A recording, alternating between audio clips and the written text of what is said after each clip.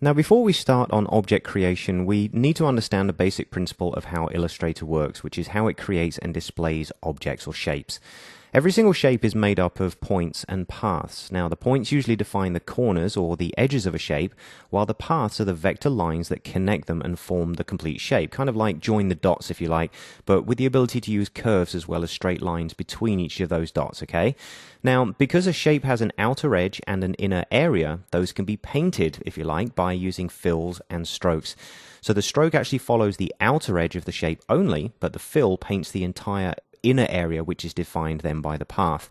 Now, sometimes, especially for new users to Illustrator, the basic fill and stroke principle can become confusing, especially when you're creating a path that isn't closed, like a circle is, it's complete, but maybe something like a wiggly line, which has a start and a finish point, but they're not in the same place, because Illustrator, by default, although that's changeable, fills the shape regardless based on the start and the endpoints which define that shape. So let's take an example of this. What I'm going to do is come over here and just close the layers down so we have a bit more room.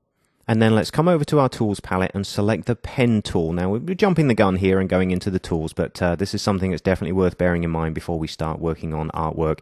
Go ahead and select the pen tool, and whilst we're here, again, because different shapes have been done, and maybe you've been moving around with different colors and documents and testing different things in Illustrator between lessons, it's worth just hitting the D key, which is going to default back to the standard fill and stroke for a new object inside of Illustrator, okay? If you had a brand new document open, this is what you would have by default, but because we've done a few changes here and there, it's worth resetting it. Now, you'll notice both in the color palette in the top right hand side and also down here in the tools, we have a fill of white and a stroke of black. That is the default. Now, like I say, we can change it, okay?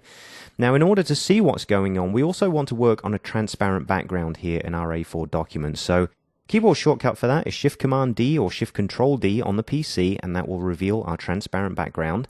Let's quickly come up to the document setup and make sure that we come over into the grid size and just change that to small. It'll make it a little less confusing. We can see more detail.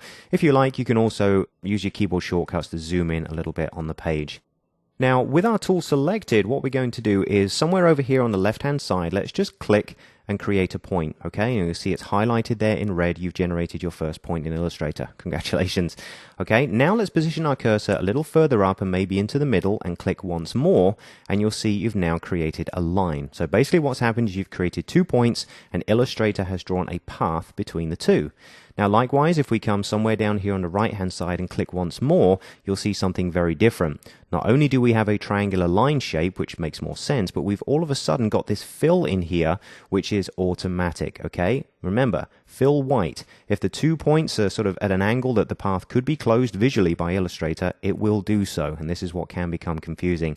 Now, let's just move our cursor over to the very first point and click again, and what we're essentially doing there is closing the path. We now have a closed path, therefore its fill is set, and the stroke goes all the way around, okay? Now, that's really a sort of a simple concept to understand, but sometimes when you get going in Illustrator to begin with, it can be slightly confusing. So remember here, the points define the paths, okay? And the stroke is sort of hugging the path all the way around, and the fill absolutely fills everything in the middle. Now, with this concept in mind, it's much easier to move forward with shape generation inside of Illustrator.